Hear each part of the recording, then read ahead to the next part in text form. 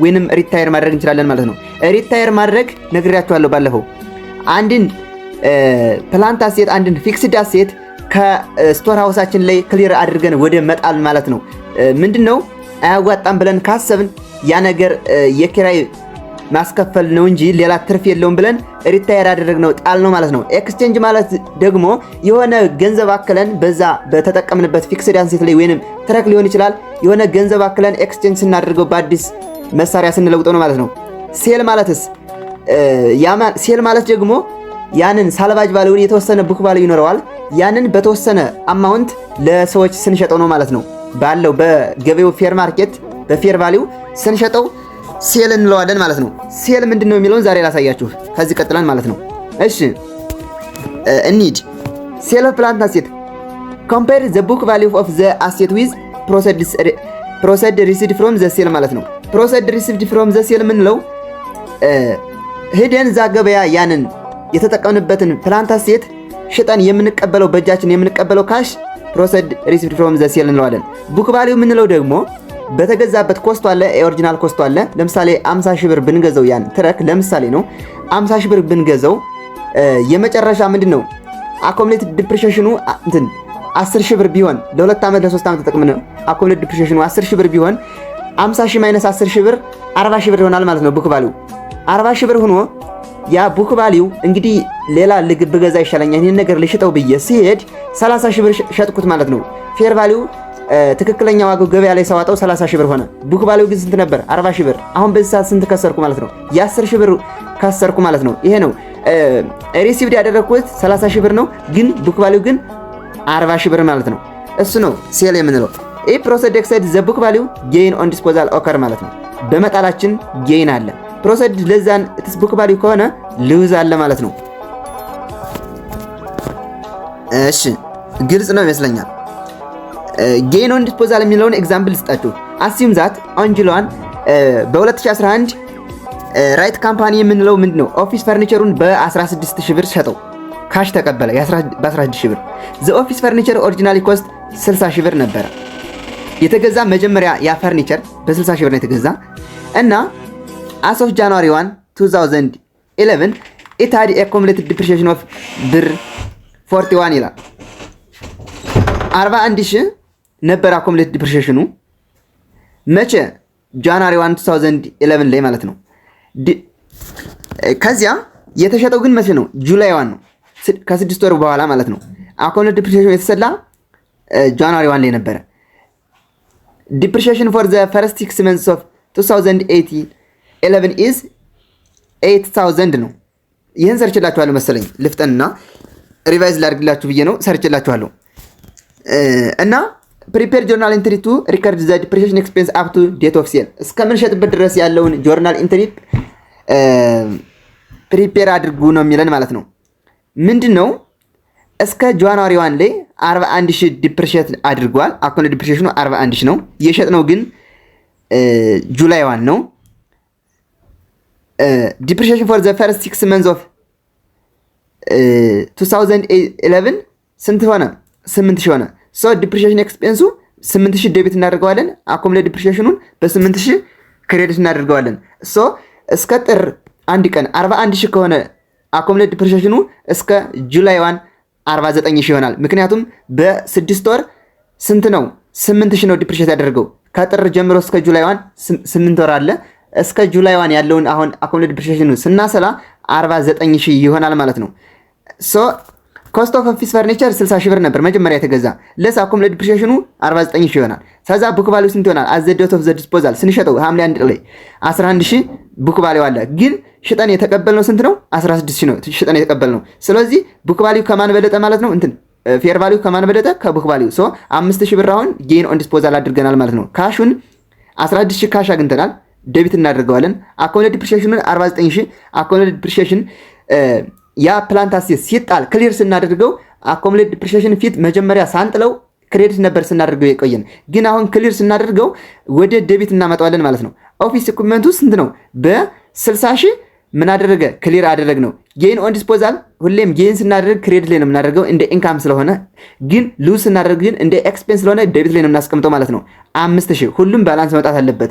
ምንድነው አሴትና አሴት እኩል ነው ኢኩዊቲ ፕላስ ሊያቢሊቲ ነው። ሶ አሴታችን እነ ካሽ እና አኮሙሌትድ ዲፕሪሺዬሽን አድርገን ስንወስዳቸው በክሬዲት በኩል የምናገኛቸው እኩል ባላንስ መጣት አለባቸው። አሁን 65000 ይመጣላችኋል ማለት እንዳርጋችሁ የምታስቀምጡት። ሉዝ ሲሆን እንደዚህ ሉዝ ኦን ዲስፖዛል ሲሆን ምንድነው 11000 ነበር ሽጠን የተቀበልነው፣ አሁን ግን 9000 ነው ሽጠን የተቀበልነው። ግን ቡክ ቫልዩ ስንት ነው? 11000 ነው። አሁን 3000 ሉዝ አደረግን ማለት ነው። ዴቢትን በ2000 ዴቢት እናደርጋለን ማለት ነው። ኤክስቼንጅ ላይ ልምጣላችሁ ወደ ዛሬው ቶፒካችን ማለት ነው። ኤክስቼንጅ ላይ ማለት እንግዲህ ነግራችኋለሁ።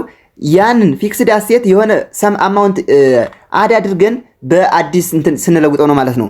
ኦርዲናሊ ካምፓኒ ሪከርድ ጌን ኦር ሉዝ ኢን ዘ ኤክስቼንጅ ኦፍ ፕላንት አሴት ዘ ራሽናል ፎር ዘ ሪኮግናይዚንግ ጌን ኦር ሉዝ ኢዝ ዘ ሞስት ኤክስቼንጅ ሃቭ ኮሜርሻል ሰብስታንስ ማለት ነው። ኮሜርሻል ሰብስታንስ ማለት ሻጩ ያ የሚለውጠው ሰው ለምሳሌ እኔ በሰምሰንግ ስልክ ቴክኖ ስልክ እኔ ሳምሰንግ ስልክ ነኝ፣ ሰምበዲ ቴክኖ ስልክ ነው እና የሆነ ነገር አክሎልኝ ያን ሳምሰንግ ስልክ ልለውጠው እኔ ያን ቴክኖ ስልክ የፈለኩበት የሆነ ነገር ሊኖረኝ ይችላል። የሆነ ካሹንም ፈልጌው ሊሆን ይችላል። እሱም ያን ሳምሰንግ ስልክ ለሆነ ዓላማ ፈልጎ ይችላል። ይሄ ኮሜርሻል ሰብስታንስ እንለዋለን። ሁለቶችም ሊጠቀሙበት የፈለጉት ነገር ነው። አን ኤክስቼንጅ ሃዝ ኮሜርሻል ሰብስታንስ ኢፍ ዘ ፊውቸር ካሽ ፍሎ ቼንጅ አስ ኤ ሪዛልት ኦፍ ዘ ኤክስቼንጅ ማለት ነው። ፊውቸር ካሽ ፍሎ ዊዝ ኒው አሴት ወይንም ዲፈር ፍሮም ዋት ፊውቸር ካሽ ፍሎ ዊዝ ዘ ኦልድ አሴት ይሄ ማለት ነው። እዚህ ላይ ኤኮ ኤክስቼንጅድ ኤኮ ካምፓኒ ኤክስቼንጅድ ኦልድ ትረክ 64000 የተገዛውን ትረክ በምን ሊለውጠው ነው? 64000 ለስ 22000 አኮሙሌትድ ዲፕሪሺዬሽን አለው። 64000 ነበር የተገዛ፣ አኮሙሌትድ ዲፕሪሺዬሽኑ 22000 ነው። 22000 ተጠቅመነዋል ማለት ነው። አሁን ያለው በእኛ ቡክ ቫልዩአችን ስንት ነው? 44000 ማለት ነው። 42000 ደግሞ ስንት አከለለት? 17000 አከለለት። ፎር ዘ ኒው ሰሚ ትረክ ማለት ነው 17000 አከለለት። ዘ ኦልድ ትረክ ሃድ ፌር ቫልዩ ኦፍ ስንት ነው? 26000 ገበያ ላይ ስናወጣው ግን እኛ ቡክ ቫልዩአችን 42000 ነው ብለን የገመትነው። ፌር ቫልዩ ገበያ ላይ ሲወጣ ግን 26000 ነው ማለት ነው። አሁን ስንት ሊከስር ነው ማለት ነው? ያ ሰው ከ42000 26 ስትቀንሱበት ያ ሰውዬ ፊት ወይ በውድ ገዝቶታል ወይንም አሁን ፌር ቫልዩ ወይንም ዲፕሪሺዬሽኑ ኢንፍሌሽን በጣም ወርዷል ማለት ነው። ከዚያ ኮስት ኦፍ ኦልድ ትረክ ስንት ሆነ? 64000 ኮስት ኦፍ ኦልድ ትረክ 64000 ምን እናደርገዋለን? ለስ አኮሙሌትድ ዲፕሪሺዬሽናችን በ22000 ስናደርገው ቡክ ቫልዩ 42000 ይመጣል ማለት ነው። እዚህ የምታዩት 42000 ፌር ቫልዩ 26000 ነው። አሁን ጆርናል ኢንትሪ እንስራ እስቲ። ሰሚ ትረካችን ይሄ አዲሱ ትረካችን ያሁኑን የጨመርነውን 17000 ሲደመር ፌር ቫልዩ 26000 43000 ሰሚ ትረካችን በ43000 ዴቢት እናደርገዋለን ማለት ነው። ምንድነው? አዲስ ትረክ ገዛን ወይንም ለወጥን ማለት ነው ጨምረን። አኮሙሌትድ ዲፕሪሺዬሽናችን በ22000 ዴቢት እናደርገዋለን። ሁሌም አኮሙሌትድ ዲፕሪሺዬሽን ያ ነገር ወይንም ሲለወጥ ወይንም ስንጥለው ወይንም ስንሸጠው አኮሙሌትድ ዲፕሪሺዬሽንን ዴቢት ነው የምናደርገው ዲፕሪሺዬት ባደረገው አማውንት ማለት ነው 22000።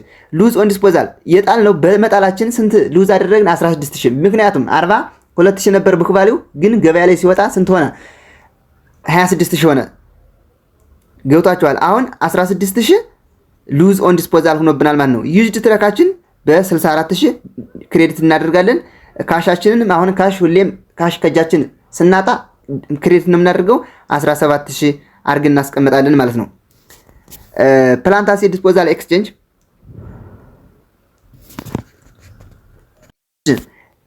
ይሄኛውን ኤግዛምፕል እንስራው እስኪ። ማርክ ኤክስፕረስ ዴሊቨሪ ትሬድ ኢትስ ኦልድ ዴሊቨሪ ኢኩዊፕመንት ኮስት በ40000 ነበር የተገዛ በ40000 ለስ በ28000 አኮሙሌትድ ዲፕሪሺዬሽኑ 28000 ነው። ከ40000 28000 ስትቀንሱ ስንት ነው የሚሆን? 12000 ቡክ ቫልዩ አለው ማለት ነው። ቡክ ቫልዩ 12000 ነው። ምክንያቱም የ28000 ተጠቅመነዋል። የተገዛ ግን በ40000 ብር ነበር። ዘ ኦልድ ኢኩዊፕመንት ሃድ ፌር ቫልዩ ኦፍ ስንት አለው? 19000 አለው ፌር ቫልዩ ስንሄድ፣ ግን ቡክ ቫልዩ ስንት ነበረ? 22000 ቡክ ቫልዩ ስንት ነበረ? 12000 ነው ያልኳችሁ። ግን ፌር ቫልዩ ገበያ ሄደን ስንሸጠው 19000 ነው ያገኘነው። ስንት ልናተርፍ ነው ማለት ነው? 7000 ትርፍ አገኘን። በዚህ እንደርሶ ምን አደረገ? 3000 ጨመረለት። 19000 አለው ያ ፌር ቫልዩ 3000 ጨመረለት። እንግዲህ 19000 ሲደመር 3000 22000 ኒው ትራካችን እንግዲህ በ22000 ገዛ ነው ማለት ነው። እዚህ ላይ ሲያስቀምጠው ኮስት ኦፍ ኦልድ ኢኩዊፕመንት በ40000 ነው። ለስ አኮሙሌትድ ዲፕሪሺዬሽን ስንቀንሰው 28000 ቡክ ቫልዩ 12000 አለ። ፌር ቫልዩ ኦፍ ኦልድ ኢኩዊፕመንት 19000 አለ። ጌን ኦን ዲስፖዛል ነው አሁን የሚኖረው። እንትኑ ስናደርገው ጆርናል ኢንትሪ ስንሰራ ዴሊቨሪ ኢኩዊፕመንት ኒው ኢኩዊፕመንት ማለት ነው። ይሄ በ22000 ዴቢት እናደርገዋለን። ማንኛውም ነገር አሴታችን ወደኛ ስናመጣ ዴቢት ነው እናደርገው። አኮሙሌትድ ዲፕሪሺዬሽናችን በስንት ነው ዲፕሪሺዬት ያደረገው? 28000 ይሄንም ዴቢት ነው የምናደርገው። ዴሊቨሪ ኢኩዊፕመንታችን አሁን ዴሊቨሪ ኢኩዊፕመንታችንን አተናል ኦልሬዲ ሰጠናል፣ ሌላ ሰው ለውጠናል በአዲስ ማለት ነው። ክሬዲት እናደርጋለን። ጌን ኦን ዲስፖዛል ጌን ስናደርግ ምንድነው ክሬዲት ነው የምናደርገው ብያችኋለሁ። 7000 ጌን አድርገናል። ካሽ እንዲሁም ካሽ ደግሞ 3000 ጨምረናል። ያ ካሽም ከኛ ስለሄደ 3000 ክሬዲት እናደርጋለን። ስንደምሩት ስንት ይመጣላችኋል? 50000 ማለት ነው። ተመሳሳይ ባላንስ መምጣት አለበት ነው የሚካተተው። ናቹራል ሪሶርስ ምንድነው? ዋትስ ናቹራል ሪሶርስ? ኦኬ ናቹራል ሪሶርስ ማለት በተፈጥሮ የምናገኘው ከአንደርግራውንድ ቆፍረን ልናወጣ የምንችለው ነገር ወይንም በግራውንድ ላይ ልናገኝ የምንችለው ነገር ማንኛውም በተፈጥሮ ልናገኛቸው የምንችላቸው ነገር ልንሸጣቸውና ለጥቅም ልናውላቸው የምንችላቸው ነገሮች ናቹራል ሪሶርስ ልንላቸው እንችላለን። ለምሳሌ ወርቅ ብናይ፣ ጨው ብናይ፣ ዲያመንድ ብናይ፣ እነዚህ ኮፐር ምናምን እነዚህን የምናያቸው ነገሮች ናቹራል ሪሶርስ እንላቸዋለን ማለት ነው። they used for extra uses ለብዙ ጥቅሞች ይውላሉ እና it consisting the standing timber resource extracted from the ground ከመሬት የሚወጡ such as oil, gas, mineral እነዚህ ኮል ከሰል ምናምን ድንጋይ ከሰል ምናምን እንላቸው። so ናቹራል ሪሶርስ ማለት ይሄ ነው። ለምሳሌ አፋር ክልል ጨው ይመረታል አይደለ? አፋር ክልል አንድ ሰው ሄዶ ያን መሬት ቢገዛው የምኑን ኮንሲደር ያደርጋል? የሚያወጣውን ጨውና የሚጠቀመውን የሚሸጠውን የዛን ጨው ዋጋ ጭምር ከመሬቱ ጋር ኮንሲደር ያደርጋል ማለት ነው። እንግዲህ ናቹራል ሪሶርስ ምንላቸው እንዲህ ናቸው። ከመሬት ኤክስትራክት አድርገን የምናወጣቸው በተፈጥሮ ጊፍት የተሰጡ ማለት ነው። አይኤፍአርኤስ ምን አድርጎ ዲፋይን ያደርገዋል? ኤክስትራክቲቭ ኢንዱስትሪስ as those business involved in finding and removing natural resources located are near the earth crust ከመሬቱ ጋር አላይን ያደርጉ ወይንም በመሬቱ ውስጥ የሚገኙ እኒህ ናቹራል ሪሶርሶች ናቸው ብሎ ዲፋይን ያደርጋቸዋል። ኮስት ምንለው price needed to acquire the resource and prepare it for intended uses ምንድነው ኮስት የምንለው? ያ ናቹራል ሪሶርስ አለ አይደለ? አንደርግራውንድ ሊሆን ይችላል እርዝስ ክረስት ሊሆን ይችላል እና ያንን ናቹራል ሪሶርስ ለማውጣት ወይንም ካወጣነው ወደ ጥቅም እስከምናውለው ድረስ የምናመጣው ወጪ ኮስት እንለዋለን። ዲፕሌሽን ማለት ያ የታሰበው በጀት ያንን ናቹራል ሪሶርስ ለመጠቀም ያበጀት ነው በጀት ኮስት አሎኬሽን ማለት ነው። ልክ ኢኩዊፕመንት ቢልዲንግ ምናምን ለነዚህ ዲፕሪሺዬሽን እንዳልናቸው ሁሉ ለዚህም እንዲሁ ዲፕሌሽን እንለዋለን ማለት ነው። ገብቷቸዋል? የሆነ በጀት እንበጅታለን አይደለ? ለምሳሌ የሆነ መሬት እንደዚህ ወርቅ ያለው ወይንም ጨው ያለው የሆነ ነገር ያለው ኮፐር ምናምን ግላስ እነዚህ ያሉትን ወይንም ከሰል የድንጋይ ከሰል የምንለው ያለው እሱን በተወሰነ አማውንት ገዘውት አይደለ? ያንን ነገር ለማውጣት የተለያዩ ስኪልድ ማንፓወር ልቀጥር ይችላል። ብዙ አይነቶች እስካቫተሮች ልቀጥር ይችላል ማስቆፈሪያ። ያንን ያክል የማወጣው በጀት ዲፖዚት የማደርገው በጀት እያለቀ ሲሄድ በሂደት እየተጠቀምኩ ሲሄድ ያንንም የፈለኩትንም ናቹራል ሪሶርስም ኤክስትራክት እያደረኩት ሄዳለሁ አይደለ? ያ በጀት ያደረኩት ኮስት በሂደት በጊዜ ብዛት እያለቀ ሲሄድ ዲፕሌሽን እንለዋለን። as we just say depreciation for natural resources የምንለው ማለት ነው። ለፕላንት አሴቶች ማለት ነው። እሺ ምን ይላል? ዲፕሌሽን is to natural resource as depreciation is to plant asset ለፕላንት አሴት ዲፕሪሺዬሽን እንዳልነው ሁሉ ዲፕሌሽንም ፐርፐዙ ተመሳሳይ ነው ማለት ነው ለናቹራል ሪሶርስ። ካምፓኒ ጀነራሊ ዩዝ ዩኒቲ ኦፍ አክቲቪቲ ሜቶድ ምንድነው? ፕላንት አሴቶች ጊዜ 3 አይነት ዩኒት ኦፍ አክቲቪቲዎች አይተናል። የዲፕሪሺየሽን አክቲቪቲ ሜቶዶች ዲፕሪሺየሽን ሜቶዶች ማለት ነው። ዩኒት ኦፍ አክቲቪቲ ሜቶድ፣ ስትራይት ላይን ሜቶድ፣ ዲክላይኒንግ ሜቶድ እና ሰም ኦፍ ዩኒት ሜቶድ የምንላቸውን አይተናል። በዚህ ጊዜ ግን ማንን ነው የምናየው? ዩኒቲ ኦፍ አክቲቪቲ ነው። ምክንያቱም እዚያ ያልነው በስትራይት ላይን ጊዜ አንድ ነገር ብናስቀምጠውም በራሱ ጊዜ ዲፕሪሺየት ያደርጋል። እንደዛ እያልን ኮንሲስተንስ አኑዋል ዲፕሪሺየሽኑ ያው ነው ብለን ዲፋይን አድርገናል ፕላንት አሴት ላይ። አሁን ግን ናቹራል ሪሶርስ ግን ስንጠቀመው ነው እንጂ ዲፕሌት የሚያደርገው ብናስቀምጠው እንደነበረ ነው የሚቀመጥ ነው ያለው። ትክክል ነው። አሁን ደግሞ ኢንታንጂብል አሴት ላይ እንሄዳለን። እሱ ስትራይት ላይ ነው የሚጠቀም እናያለን። ሶ ጀነራሊ ፋንክሽን ኦፍ ዘ ዩኒትስ ኤክስትራክትድ የምናደርገው ነው ማለት ነው።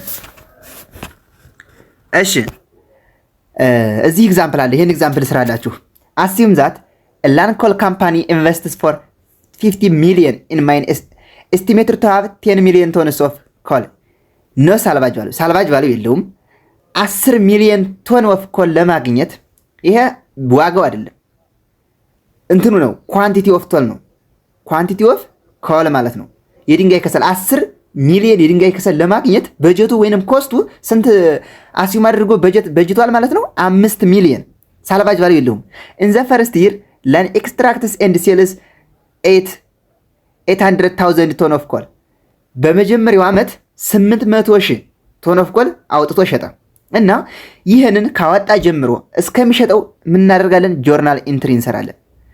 ሌን ኮምፒውት ዛት ዘ ዲፕሌሽን ኤክስፔንስ አስ ፎሎውስ ኮምፒውት አደረገ እና 5 ሚሊዮን ብር ለ10 ሚሊዮን ቶን ኦፍ ኮል በጀት ካደረግን ስንት ምን ያክል ብር ለ800,000 ቶን ኦፍ ኮል በጀት ያደርጋል ወይንም ኢንቨስት ያደርጋል የሚለውን እኔ 5 ሚሊዮን ለ10 ሚሊዮን አካፍሉት። እዚህ 0.5 ሰጣችኋል።